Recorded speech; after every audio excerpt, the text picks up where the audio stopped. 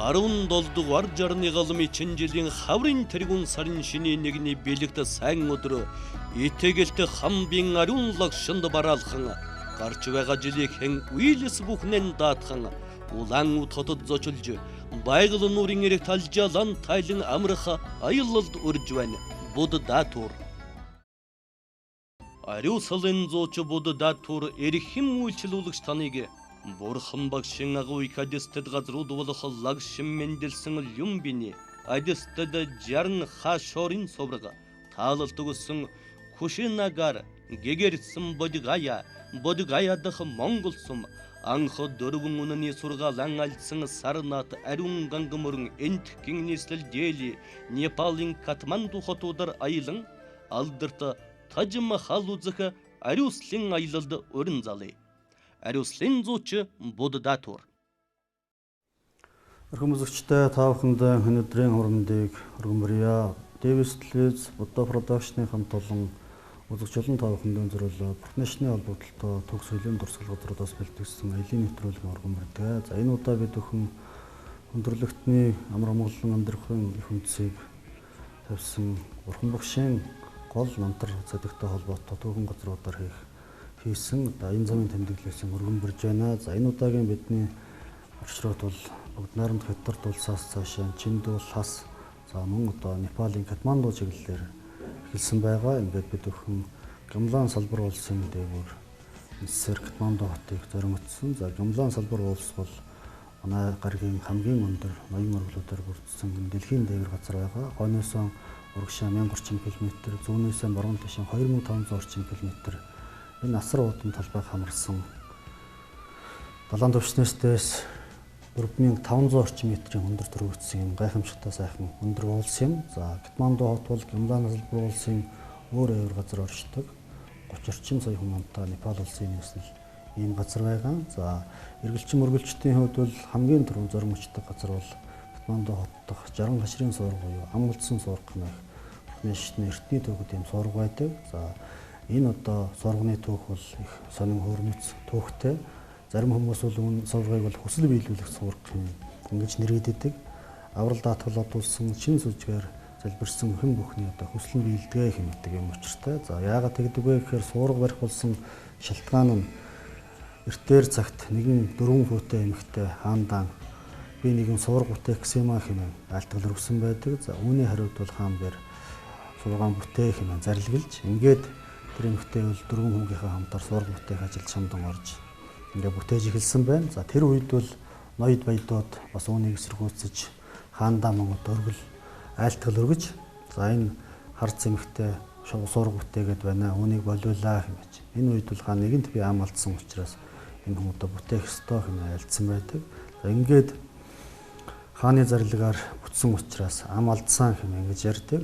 За дараагийн нэг газар бол Непал улсын нийслэл Катманду хотод байдаг Гопон хэмээх хийд байгаа. За энэ хийд бол их хөлөгний уламжлалыг хадгалах түүх хэмээх олон улсын бурхны шний чиглэлээр удирдлагын явуулдаг байгууллагын бас нэгэн төв нь 1969 онд анхлан энэ хийдийг энэхүү одоо төвийн эхийг нь тавьсан байдаг.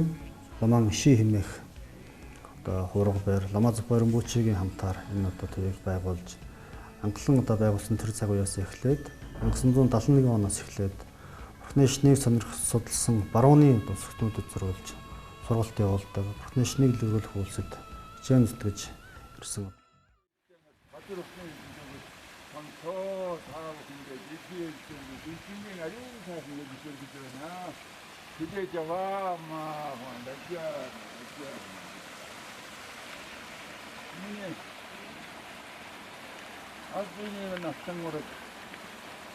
애들은 나중에 16 활동하는 작품 같아서 나트로를 부정을 하고 있고 이름을 두고 있어서 저 앞에 불금봉 전기사관에 오르셨어.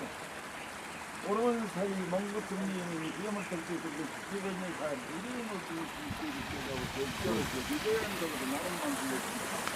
그날도 사실은 어느 같아서 어떻게 있는다고 манай Улаанбаатар хотод мөн одоо энэ төвийн нэгэн салбар үйл ажиллагаа явуулдаг одоо та бүхэн мэднэ байх. Их хөлөгний уламжлалыг хадгалах төв нэн барилгачдын талбайн урд байдаг энэ төв байгаа. За энэ төв бол дэлхийд даяар маш олон салбартаа тэр одоо тухайн газар орондоо Бурхны шнийг түгээн дэлгэрүүлэх, сурталчлах, таниулах одоо ийм одоо ажлыг зохион байгуулдаг ийм хэд байгаамаа.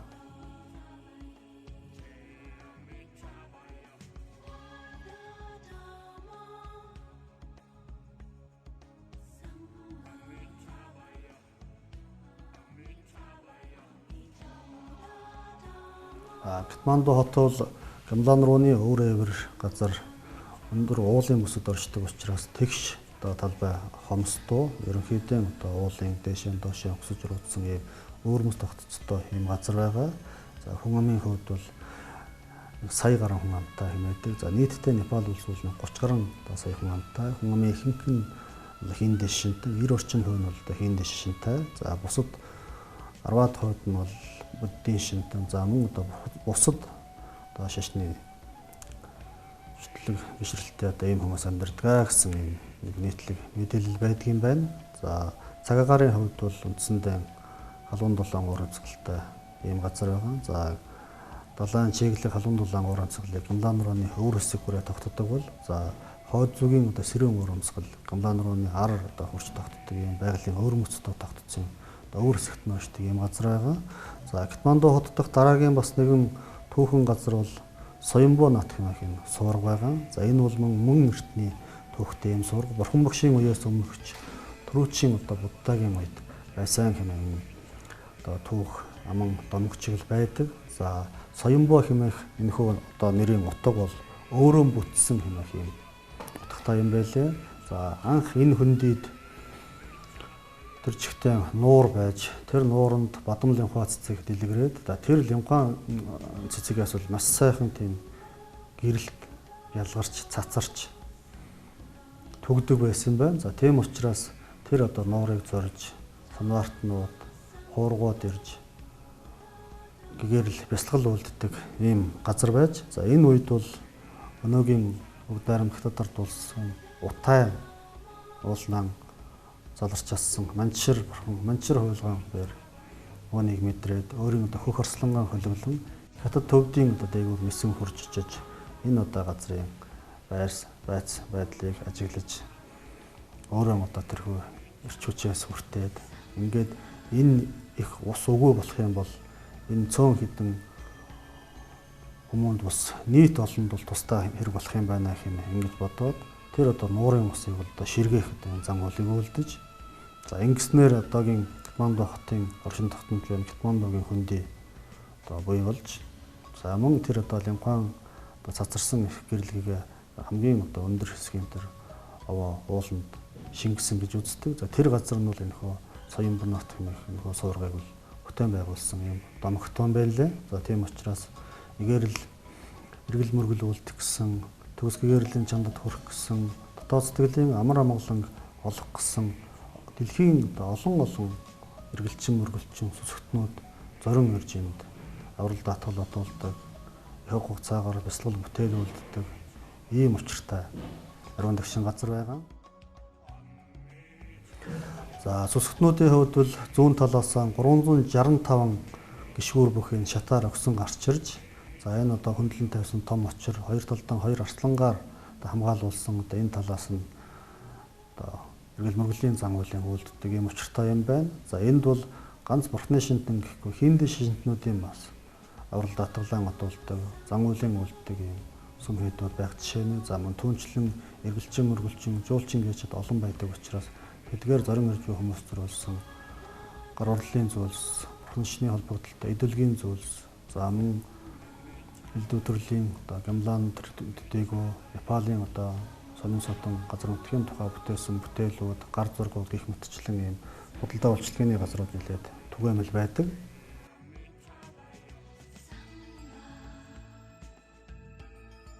Энэ одоо орон ганжир бол маш холоос одоо гэрэлтэн харагддаг өндөр газар байгуулагдсан өөрөө нэг өндөр бүтэн байгууламж учраас за саяхан Непалд болсон газар хөдлөлтийн одоо уршгаар бас зарим нэг зүйл нь одоо сэгдсэн байсан хэдий ч одоо сэргээн засварлах одоо үйл ажиллагаа явагдаж байгаа юм дүр байдал анзаарагдаж байсан. За 60 хошир сурганы хувьд бол энэ орон хэсэг нь анжир хэсэг нь бол нурсан одоогоор бол одоо бүтээн байгуулалтын ажил нь явагдаж байгаа юм дүр зураг харагдаж байна лээ. худалдаа үйлчилгээний газрууд нэлээд түгээмэл байдаг.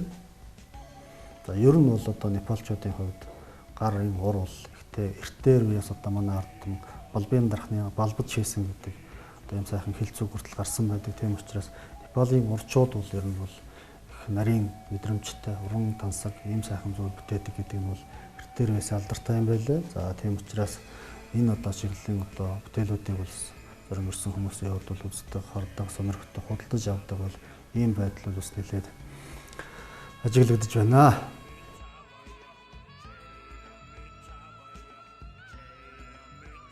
За ингээд бидний Непал улсын нийслэл Катманду хотод дахь аялал, эрүүл мөргөлийн төв соёлын дурсгал газруудаар явах ажил маань өндөрлөөд за үүнээс цаашаа бид Катманду хотоос орон урагшаа Бурхан Багшийн мэндэлсэн газар Лүмбүний хэмээхтэй газрыг зорих энэ одоо аялал маань эхэлж байгаа. За Лүмбүний хот бол Катманду хотоос баруун урагшаа 9 цаг орчим явдаг. За 300 орчим километр зайтай ийм газар байгаа. За өндөр уулын бус учраас замд бол бас төдийлөн одоо хурдан явах боломжгүй. Тийм учраас энэ Гямлан рууны өөр газар байдаг энэ газруудаар явхад бол хэдийгээр зай нь богинохон юм шиг санагддаг боловч явхад бол бас нэлээд хугацаа шаарддаг, өксөж ууддаг, нугчаа ихтэй учраас хурдан явах юм боломжгүй, маш айжуу явдаг ийм учиртай юм.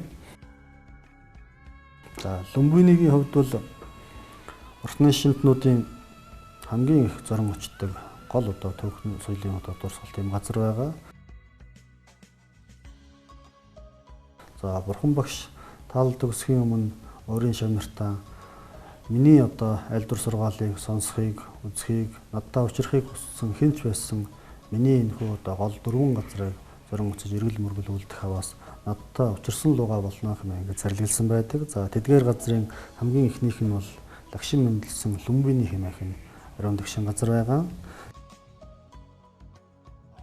За дараагийнх нь бол Энтхгийн нутг Кушинагар хэмээх таалал төгссөн газар. За ингээд цаашаа Бодгая хэмээх төгсгөөрлөлийн чамд хүрсэн юм сайхан ариун дагшин газар байгаа. За Бодгаяд бол манай монголчууд мэдэндээ манай одоо Монгол сум баригдсан байгаа ийм одоо сайхан ариун дагшин газар. За мөн түүнчлэн анх 4 үнийн сургаалаа айлцсан Сарнат хэмээх ариун дагшин газар байдаг. Ган мөрний хөвөн дээр оршдог Бурнаас хотын захад байдаг энэ ариун мөргөлийн газар байгаа. Эдгээр 4 газар бол одоо хамгийн гол чухал эргэл мөргөл аврал даатгал бодуулах газар юм а хэмээн эртээр үеэс манай мэрэгд зарлигласан. Тийм учраас одоо бид бүхэн бидний өв дээдсч бас энэ газрыг зорин уцаж аврал даатгал бодуулж байсан ийм төвхтэй. Үүнээс гадна энэ одоо газар нутгуудад бол Бурхан Багшийн холбогдлолтой олон төв соёлын одоо дурсгалт газрууд байдаг. За одоо жишээ нь Лүмбинийд бол одоо Бурхан Багшийн мэндэлсэн газрууд байх. За морлож байсан газрууд нь байх жишээ нь. За ингээд Энтхгийн нутаг руу орохоор англан одоо хуурга болж сахил хүртсэн гэрээсээ явсан гэдэг ингээд бүхий л газруудын бол одоо самгаалтанд авч сайхан тогтжуулж эргэлчин мөргөлчин жуулчин гişтэд зориулсан энэ одоо үйл ажиллагааг сайхан зохион байгуулсан байдаг.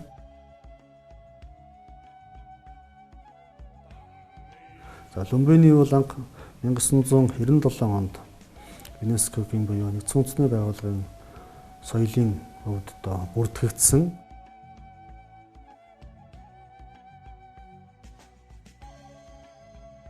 За хамгийн анхны одоо нийтэд мэдэгдсэн мэдээлэл нь бол 1896 онд Непалийн археологчид Лүмбинигийн одоо анхны малтлагыг хийж анхны одоо газар болгоцсон байсан хэсгүүдийг нь гаргаж ирсэн юм байлаа.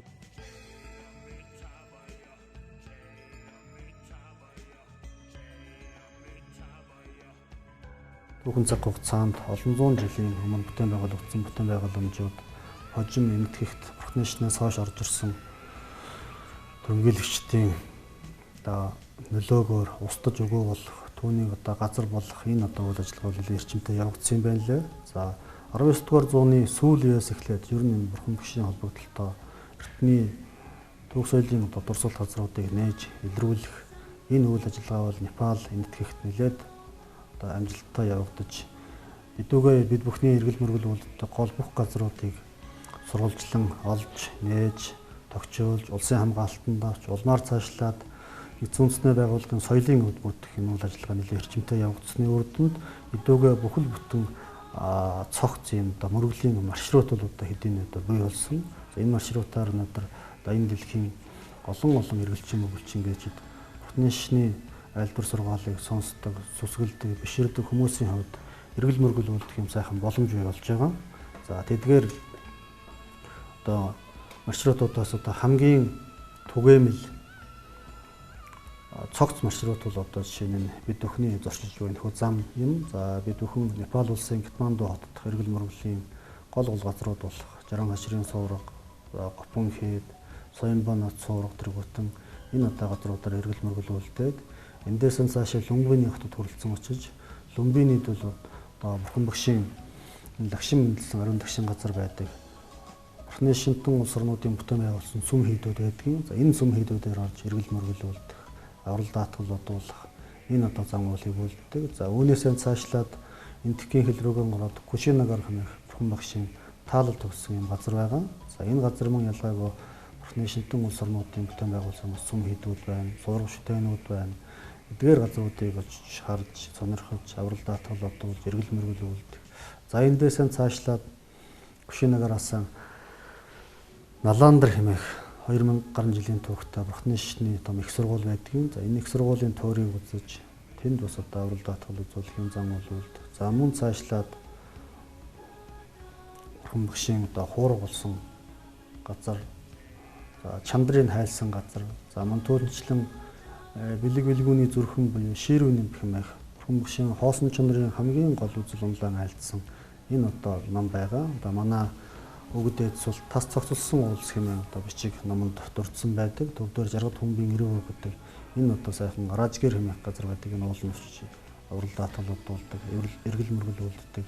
За ингээд төс гэрлийн чандд хүрсэн Бодгая хэмээх газар байна. За Бодгая бол бас Бурхны шинтэн улс гүрнүүдийн өөрсдийн одоо сүм хийд байрладаг юм том байгууламж бүхий газар байгаа. Маш олон газрын одоо сүм хийдэн барьж бас сүм тухайн улс орны одоо шашин соёлын төв одоо хэлбэрээр үйл ажиллагаа явуулдаг. За энд бол манай Монгол улсын хийд сүм бол баригдаад одоо ерөнхийдөө нээлт 18 энэ одоо үйл ажиллагааг тун удахгүй болох гэж байгаа. За Лумбинид байдаг хэд хэдэн газруудаар бид эргэл мөргөл үлдсэн. Тэдгээрийн хамгийн одоо нүдэнд үзүүштэй, хаварштай, аврал даатгал бодуулах зохистой газруудын нэг бол энэхүү Линго зохицуулсан суурга хэмээх энэ газар юм. За энэ бол үнэхээр сайхан гоёмсог харахад одоо ийм бүтээн байгуулалт утга учирын хувьд ч төс төгөлдөр шийдэлтэй ийм сайхан газар байгаа. За ингээд өнөөдөр та бүхэндээ зориулсан төлөвлөсөн энэ замын тэмдэглэлийн маань эхний дугаарыг хүрээд өндөрлөж байна. 17 дугаар жарны галмын жилийн хаврын тэргүүн сарын шиний нэгний бэлэгт сайн өдөр итгэлт хамбин ариун лагшинд бараалхан гарч байгаа жилийг хэн үйлс бүхнэн даатхан улаан хотод зочилж байгал нуурын эрэг талжаалан тайлан амрах аялалд үрж байна. Буд даатур Ариуслын зоочу буд даатур эрхэм үйлчлүүлэгч таныг Бурхан багшийн агуй кадистэд газрууд болох лагшин мэндэлсэн Люмбини адистэд жарн хашорын соврага таалал төгсөн Кушинагар гэгэрсэн Бодгая дах Монгол сум анх дөрвөн үнэний сургаалan альдсан Сарнат ариун гангамөрн энтхгийн нийслэл дээли Непалын Катманду хотуудаар аялан алдарт Таж Махал үзэх Ариуслын аялалд өрн залъя. Ариуслын зууч Буд даатур